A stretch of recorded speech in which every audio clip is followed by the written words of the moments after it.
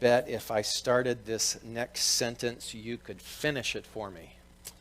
Faith without works is dead. All right, I'll go home. Thank you so much. That famous line, all of us have heard from the book of James in that gospel, is instructional, and it tells us that faith in and of itself is not a standalone energy. It has to be acted upon. And in fact, that scripture goes on to say, what good is it if my brother has this thing called faith and he has no works? He has no demonstration. He has no intention. He has no involvement in the actual doing of that which is called faith. So what good is it?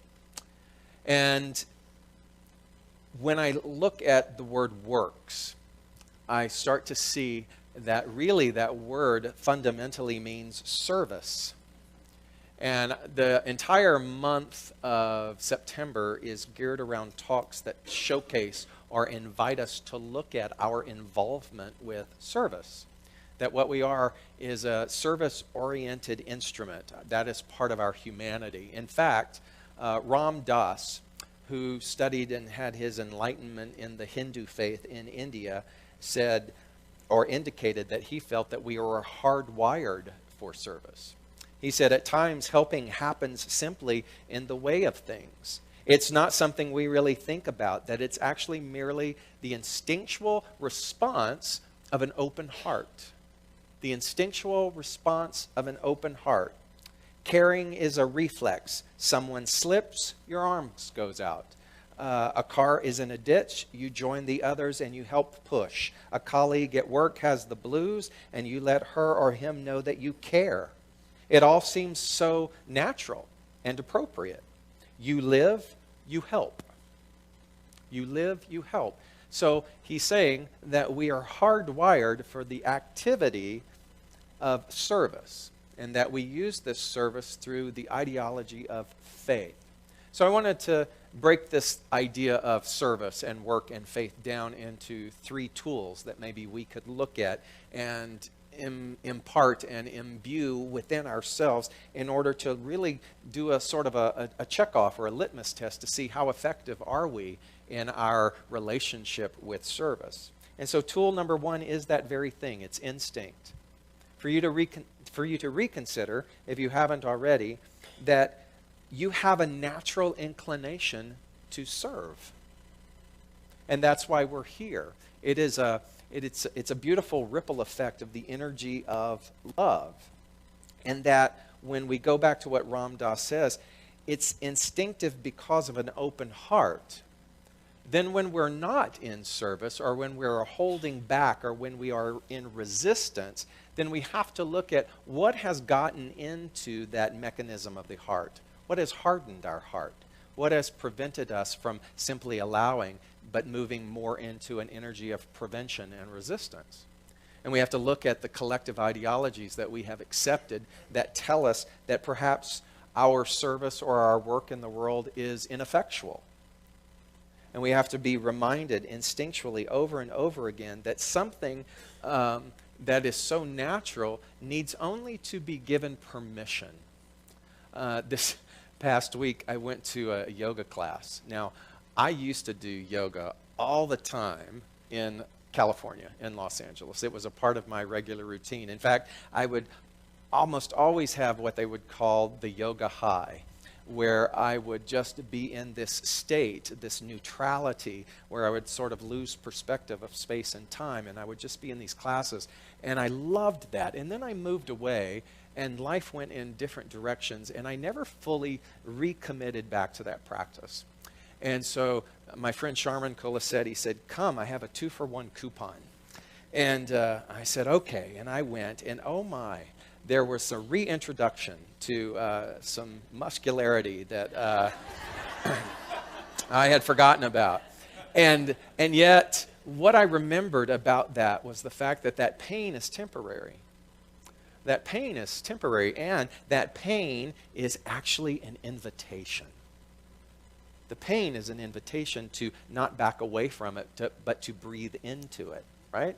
Any of you who do those yogas, those yogi things, those postures and those poses, you understand that the body instinctually craves that.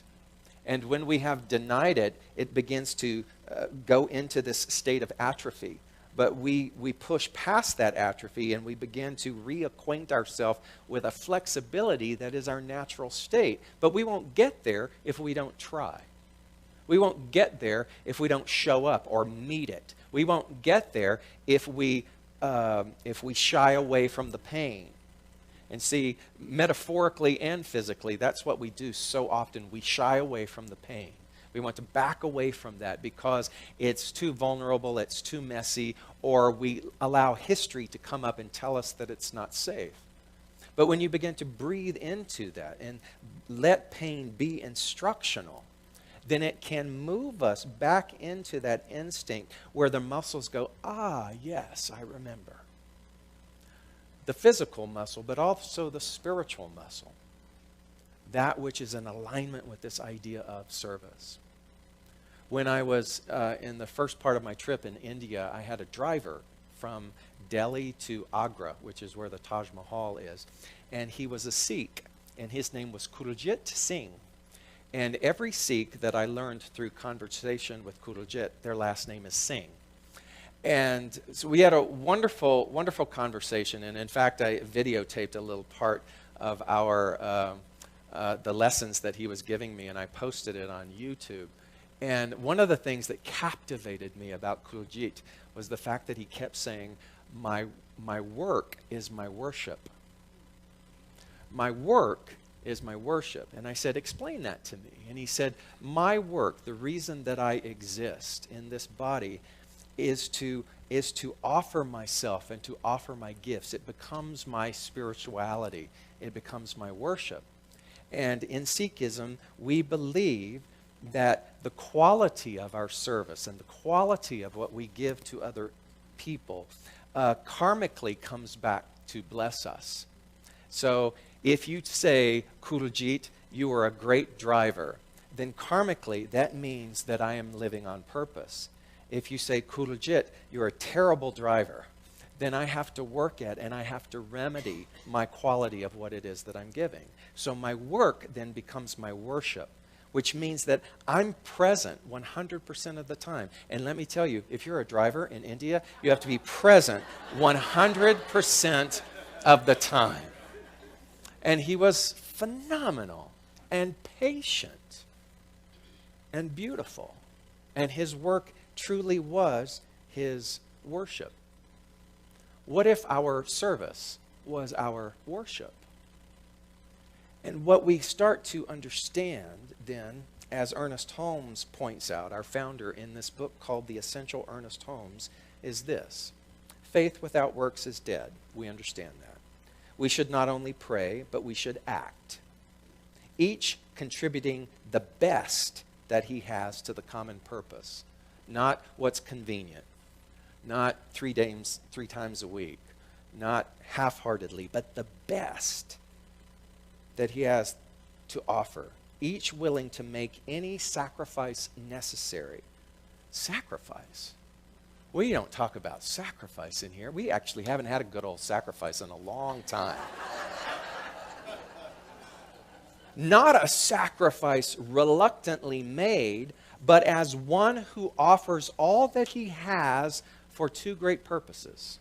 One, in a certain sense, a selfish one. For we all desire self-preservation. The other, in the greater sense, that there can be no individual self-preservation without the preservation of all. So what is he saying? He's saying then that the service or the work that we give to the world, essentially, if we keep doing it enough, we will finally evolve to the awareness that I'm not serving anything outside of me. Because you are not separate from me, and I am not separate from you. So then when my work becomes my worship, all that I am doing is I'm contributing to the oneness or the greater self of all humanity. It's sort of the golden rule, isn't it? Do unto others as you would have them do unto you, realizing not that we just want to do that because we we have a savior complex, or we feel that we're better than, or we pity other people. That's not the effective way. But that we look at all of humanity and we begin to understand that what I'm actually serving is a part of me. Do you see? So faith without works is dead, or faith without this particular level of service then is ineffectual. But the service in and of itself is not an us and them. Whatever it is that I'm serving up, I'm feeding me. Whatever it is that you do, your work in the world, whatever your worship of work is in the world, you are actually serving yourself. And so that's why when he says the self-preservation, it's actually the preservation of all. So the first one, the first tool then is this instinctual part that understands that. What is it that happens to us when we suppress instinct? How does that happen? Why does that happen? Why would we suppress something that is instinctual? And usually it's simply because we've found ourselves in an environment of fear, in an environment of a belief system of less than. And we began to overlay or cover these instincts. And so today we uncover that back and we breathe into the idea and we go, okay, my service to the world, my open-heartedness is my instinctual state. My spiritual and physical muscle goes, I remember this. I remember this. And so I move forward with that. So then tool number 2 is the very idea of this idea of sacrifice. What would we be sacrificing? I like to call it the law of averages. How many of you would like to sacrifice the law of averages working in your life? What does that mean?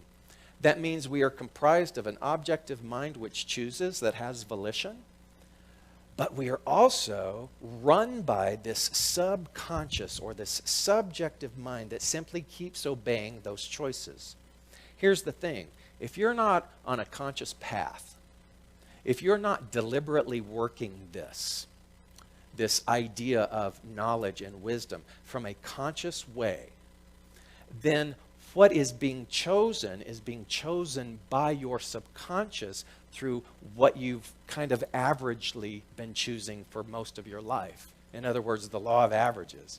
If you don't choose directly, if you don't venture into cutting-edge sensibility, if you don't choose beyond your fear or resistance, if you shy away from the pain or shy away into this state of preservation, if you stay there, then the law of averages will choose for you instead of you being the one doing the choosing. Do you get it? So what we're sacrificing then is that sort of default mechanism. And that's, that default mechanism looks like, this always happens to me. This always happens to me. I remember once being in a post office standing behind a woman. She kept going, "What is it? What is it? Do I have a sign on me that says hit me?" Because she had been hit, she had been all kind of physically in her car and everything, and I just kind of backed away from her because I knew that the law of averages was working readily and beautifully and dutifully in her life. That's what we want to sacrifice. How does that work? That means that you have to get into the practice of deciding. But not deciding from a less than. Not deciding from, I hope it's okay. Not deciding from some tentativeness. Not being timid. To decide means that you understand instinctually what you are. We understand we've got what? We got this much time in the blip of eternity, in this particular incarnation, to live out loud. Live out loud. And to go, why not me? And to look at all of those opportunities for service to be able to contribute to the greater whole and say, why not? If not now, when? All of those great bumper sticker statements apply to the disillusion of this law of average. And so to sacrifice simply means that we have come to the understanding that I don't have to live in that diminishment, regardless of where I came from. So in India, Dr. Fernand Poulin was with me, and one day he said to me, he goes, what is this thing that you have? What is this drive within you that wants to bring education into places like this? And I don't remember where we were, but I'm sure it was filled with cow shit. You know, what makes you want to do this? And he says, I know why I teach. He said, when I was a kid, I set up desks in my basement. And I put papers on all the desks. And I would walk around and I'd go, wrong. Yes. You know, he said there was this thing that just wanted to teach and lead. And he goes, you know, and I followed that through in my adult life. He goes, but where does this drive in you to bring education to these places? Where does that come from? And I went, nobody's ever asked me that. I'll have to go think about it. And that night I went and I sat up in bed, and after meditating, I thought, where does that come from? And the only answer that made sense to me was this, that when I perceive this state of marginalization or helplessness, that within me as a child, which was marginalized and felt helpless, knew that the only way that I was going to be able to lift myself out of that was to educate myself. And so there's this part of me in this service where my work becomes my worship that, and I admit this, dozens so years ago, it was a bit of a savior complex. It was like, oh, look what good I'm doing in the world. And then thankfully I was humbled very quickly that it's not about that. It's about the fact that I'm beginning to see that the child of me is the child of them. That there is no me and them.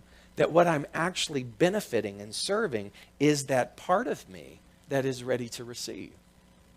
Let me see if I can explain that from a revisioning. You understand then that your wounding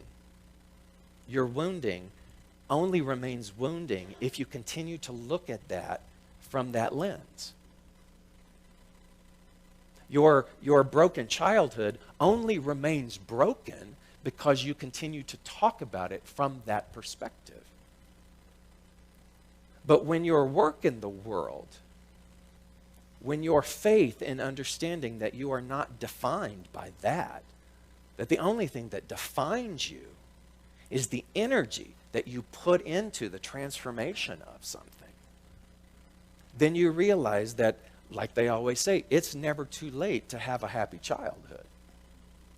Because we get to then revision that. And so maybe that drive is from the fact that I'm still revisioning my childhood. And at the same time, enjoying offering that and being a part of that particular level of work in the world. And I don't notice anything else. All I see is the opportunity. And so why not take it? And so when we start to understand this idea that it is instinctual, and then that we must begin to sacrifice all of the reasons why we cannot do it, then we move into that third tool, which is vision. We're always talking about vision. But you understand, vision is big. Vision is big. And what does the Right Reverend, beautiful Michael Beckwith always say? Pain pushes until that vision pulls. But you see, you have to allow the pain to push. You can't go, ooh, painful. Not going to do that. You have to let it push you. You have to let faith move you into that level of work, into that level of service, so that you can come to the realization that you've had it all along, that you're fully equipped. As Abraham Hicks Material used to say, you are a well-stocked kitchen, and most of us are only using a few ingredients. But you have everything, every level of potentiality inside of you. My great friend, Edward Viljoen, one of my colleagues, he's CSL, you know him, in Santa Rosa, has a new book coming out at the beginning of the year, and he sent me the galleys. And I found a story that I hadn't come across in a very long time that he repeated in the book. And it's about this idea of faith. and the different qualities of faith. It says there's a tightrope walker who demonstrates to the crowd that he can walk on a rope stretched across a canyon. And when he returns to the spectators, he asks, "Do you believe that I can walk across this rope?" And the crowd goes, "Yes," because they've just seen him do it. And then he takes a wheelbarrow and he walks across the rope, pushing it ahead of him carefully to the other side and then back. And when he returns, he asks the delighted crowd, "Do you believe that I can walk across the rope pushing a wheelbarrow ahead of me?" And the crowd says yes, with growing excitement. Then he puts a friend in the wheelbarrow. And to the crowd's amazement, he conveys that friend safely across the canyon and back. And the tightrope walker asks, "Now, who would like to climb into the wheelbarrow and let me carry you across this rope?" No one answers.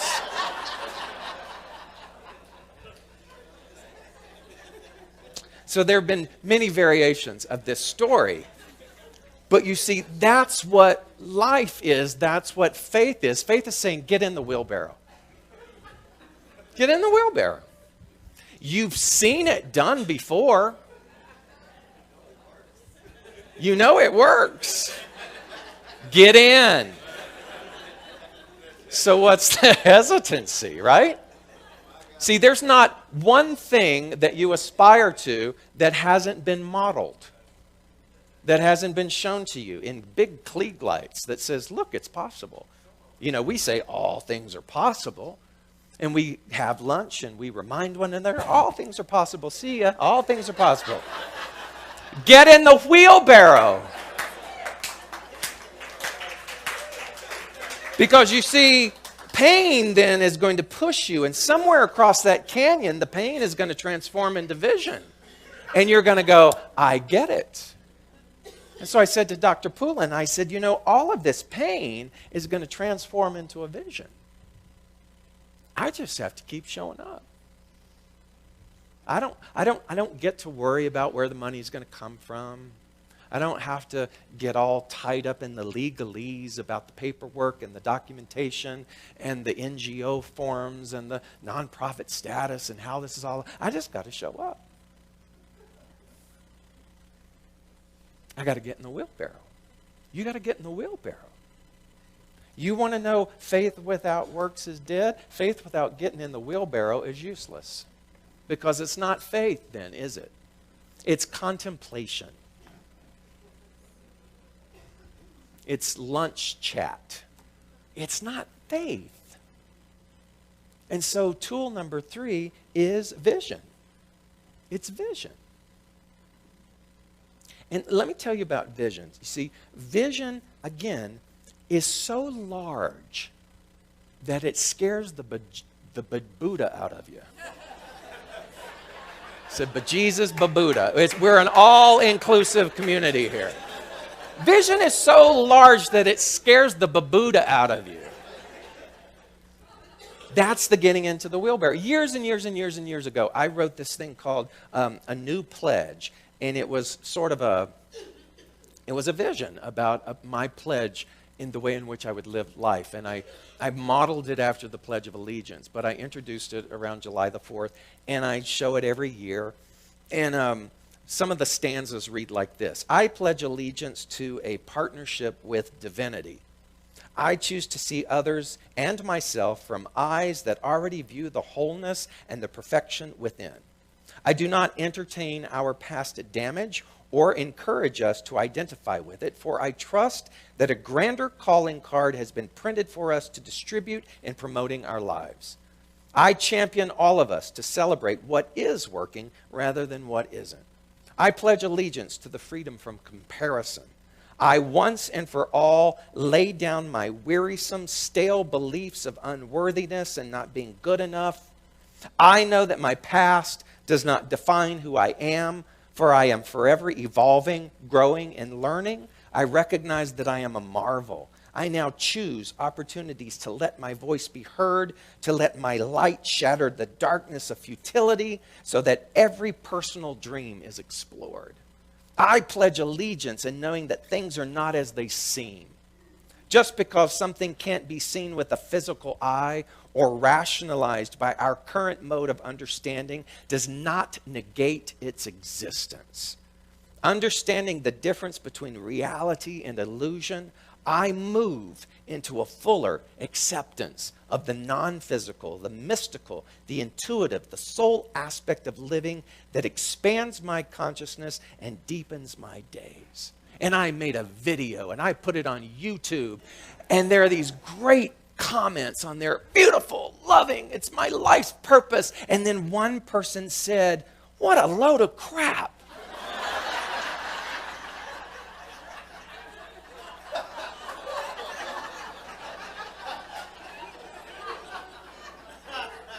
He says, "Who can live like that?" No one.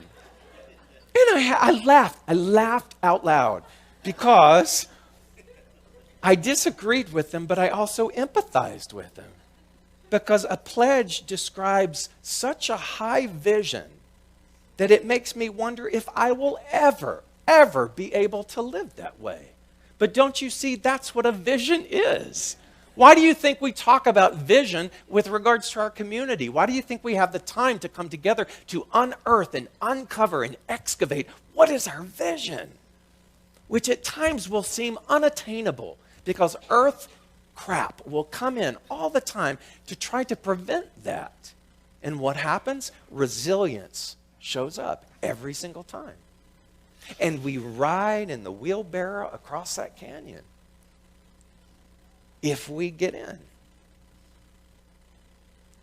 So faith is participatory. Faith is service. Faith is you and I showing up time and time again and distinguishing between these two things, whether we're shallow or whether we operate from depth. And you know the difference between those two things. You know if you're operating and breathing shallow, living shallow. It's the difference, again, between being interested in something and being invested in something.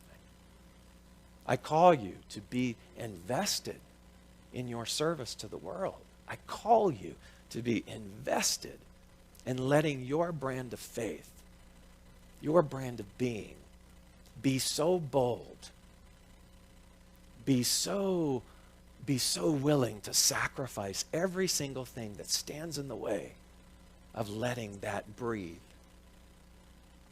that you love and you cherish that vision so much that you actually like the intensity and the little squirrely things that happen in your gut when you know that you are on the verge of something that feels beyond anything that you've done before. That's, my friend, is why you and I are here. And so it is. Hi, I'm David Ault, and I simply want to say thanks. Thanks for taking the time to watch our broadcast here at Spiritual Living Center of Atlanta. We have a vision, and that vision is to reawaken all to their spiritual magnificence. And one of the ways that we are able to do that is through this very medium of broadcasting. So if you got anything out of this, if you felt in any way inspired, or if something spoke to you directly, then I extend an invitation to you to become a part of our family by donating. And there are many ways in order for you to be able to do that. One is to simply go to our website at slca.com. And there you will find all different kinds of prompts that will help you support what it is that we are doing here in Atlanta. One way is to become a pledger. That means that you decide on a monthly basis that you are going to help us with this vision. Another way is to donate through our management system called Fellowship One, another through PayPal, and another even easier way is on your cell phone. You can do what's called text to tithe, and that number is 404-796-1000. 7030. Again, thank you so much for your support, and I invite you to come back weekly to see what it is that we're up to. Blessings.